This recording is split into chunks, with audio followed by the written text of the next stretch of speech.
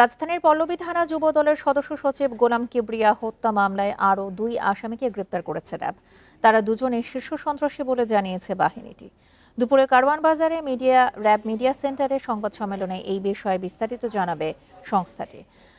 সোমবার সন্ধ্যায় প্রকাশ্যে গুলি করে হত্যা করা যুবদলের সদস্য সচিব গোলাম কিবরিয়াকে সেদিনই জনি নামের একজনকে আটক করে পুলিশ।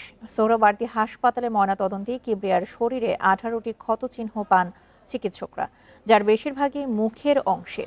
হত্যার ঘটনায় রাজনৈতিক কোন্দল সহ কোনো কিছুই সন্দেহের বাইরে রাখতে চান না স্বজনরা। 3টি বাইকে করে 6 জন কিলিং মিশনে অংশ নেয়। এর বাইরে ছিল ব্যাকআপ টিমও। হত্যাকাণ্ডে অংশ নেওয়া শুটার জনিকে সোমবারই আটক করে পুলিশ। এর আগে 2014 সালেও কিবরিয়াকে হত্যার চেষ্টা হয়েছিল। সে সময় প্রাণে বাঁচলেও এবার আর শেষ রক্ষা হয়নি।